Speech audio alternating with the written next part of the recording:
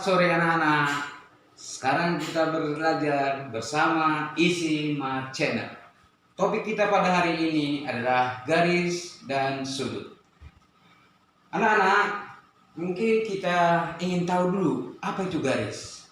Garis itu adalah suatu garis yang mempunyai dua ujung. Ya, yang mempunyai dua ujung. Jadi misalnya seperti ini. Ini garis, ada dua ujung. Itulah yang disebut dengan garis. Kemudian kalau kita lihat ada beberapa jenis atau bentuk-bentuk dari yang disebutkan oleh garis ini. Contoh, kalau misalnya garis itu ada yang disebut dengan titik tengah. Titik tengahnya itu pas di tengah, ya. Titik tengahnya itu adalah pas di tengah. Itu yang disebut dengan titik tengah yang membagi dua garis tersebut. Kemudian kalau misalnya ada dua garis, ya, kalau ada dua garis misalnya saling berpotongan seperti ini, ya. Nah, misalnya ada dua garis yang saling berpotongan seperti ini. Ingat, ini garis itu selalu mempunyai dua ujung, ya, dua titik ujungnya. Nah, kemudian titik potongnya kita sebut dengan di sini T. Oke. Ada juga garis itu berpotongannya seperti ini. Nah, ini arahnya di sini, kemudian di sini, kemudian di sini, berpotongan di sini. Ini titik T. Kemudian ada juga garis yaitu seperti ini. Nah, ini namanya adalah garis sejajar. Kenapa sejajar? Karena dia tidak akan berpotongan. Jadi dua buah garis yang sejajar tidak akan ada perpotongan sampai kemanapun kita tarik garis tersebut. Kemudian yang berikutnya ada lagi garis yang seperti ini. Garis pertama, kemudian garis kedua. Jadi dia berimpit, ya. Jadi dia berimpit. Jadi dua buah garis bisa berimpit. Hasilnya kira-kira seperti ini. Jadi kira-kira itu teman-teman untuk garis. Kalau kita sudah pahami itu, selanjutnya nantinya untuk mengerjakan soal itu cukup mudah. Nah, kemudian kita masuk ke yang kedua. Kalau sudut gimana?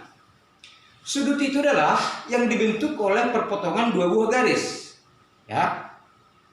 Perpotongan dua buah garis. Contoh misalnya, dua buah garis berpotongan, maka dia akan bentuk sudut. Sudutnya ada di T. Perpotongannya di T. Kalau kita sebut di sini misalnya A, B, C, D, garis AC, garis BD berpotongan di titik T, maka yang terbentuk sudut adalah ini. Ya, yang bentuk sudutnya adalah seperti ini. Artinya, di sini akan terbentuk ada 4 sudut. Ya, yang besarnya adalah sembarang. Berbeda dengan ini. Kalau ini adalah dua buah garis berpotongan dan titik potongnya itu membentuk sudut 90 derajat. Ya, membentuk sudut 90 derajat. Nah, ini. Jadi, kalau kita sudah pahami apa yang dimaksud dengan sudut, apa yang dimaksud dengan garis, maka semua problem-problem bisa kita selesaikan. Kita masuk ke jenis-jenis sudut, ya. Jenis-jenis sudut. Yang pertama ada namanya sudut lancip, ya. Pertama ada namanya sudut lancip. Yang kedua ada namanya sudut siku-siku, ya. Siku-siku ini berarti dia 90 derajat. Yang ketiga ada namanya sudut tumpul. Nah, artinya ini, ya, artinya ini adalah di atas 90 derajat. Kemudian ada sudut pelurus. Sudut pelurus ini adalah 180 derajat. Kemudian ada sudut refleks. Sudut refleks ini adalah sudut yang di atas dari 180. Ya, sudut yang di atas dari 180. Kemudian ada sudut penuh. Sudut penuh itu berarti 360. Ya, itu diingat dulu. Ya, ingat dulu jenis-jenisnya. Di sini tadi ada sudut lancip, ada sudut siku-siku, ada sudut tumpul, ada sudut lurus. ada sudut refleks, ada sudut penuh. Ya, nah itu dulu teman-teman, supaya nanti kita lebih memahami, ya, lebih memahami dalam soal-soal nantinya akan kita buat bentuk-bentuk yang luar biasa. Sekarang kita lihat apabila ada 3 buah garis berpotongan, ya, 3 buah garis berpotongan, misalnya seperti ini, ya. Kita lihat ada garis AB, ya, ada garis AB dengan ada garis CD dipotong oleh garis KL, ya, KL, dan berpotongan di titik O dan titik Q, ya, berpotongan di titik O dan titik Q. Nah, di sini akibat perpotongan itu maka terbentuk beberapa sudut, ya. Kalau kita buat misalnya sudutnya 1, 2, 3, 4, kemudian 5, 6, 7, 8, ya. Ada 8 sudut yang terbentuk oleh perpotongan 3 buah garis tersebut.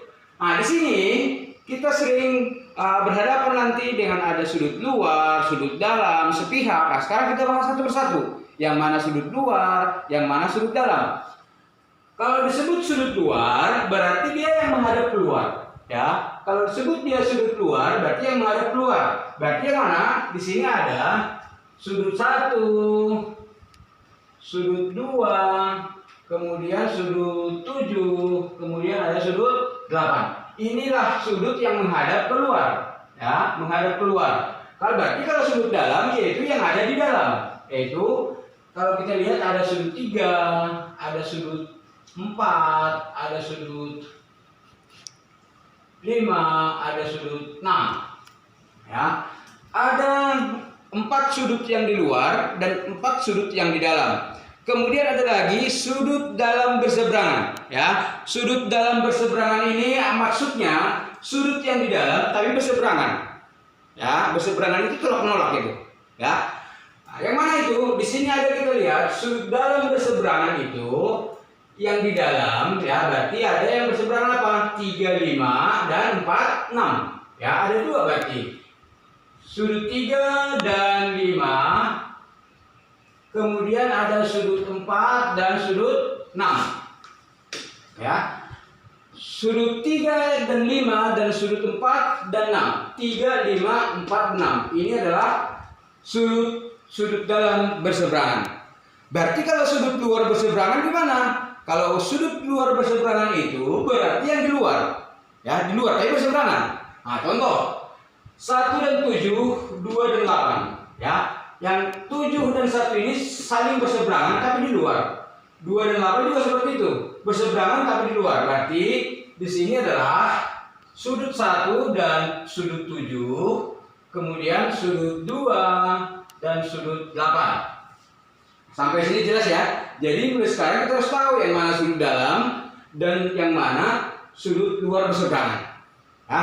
Kemudian ada lagi istilahnya adalah sudut dalam sepihak.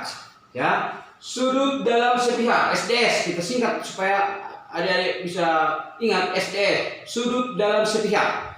Di sini kalau sudut dalam sepihak itu, ya, berarti kita lihat yang satu pihak. Ya, yang satu pihak mana? Ini satu daerah nih, satu pihak nih. Berarti sudut 36 dan sudut 45. Ya, berarti sini sudut 3 dan 6 dan sudut 4 dan sudut 5. Ya, sudut dalam sepihak. Berarti kalau sudut luar sepihak, ya, kalau sudut luar sepihak itu berarti yang di luar, tapi sepihak. Sehadap, menghadap yang sama. Yang mana itu? Oh, berarti ini adalah sudut 1, ya, dan sudut 8, ya. 1 dan 8 arahnya ke sini, pihaknya ke sini. Berarti lawannya adalah satu lagi apa? Sudut 2 dan sudut 7, ya. Sudut 2 dan sudut 7.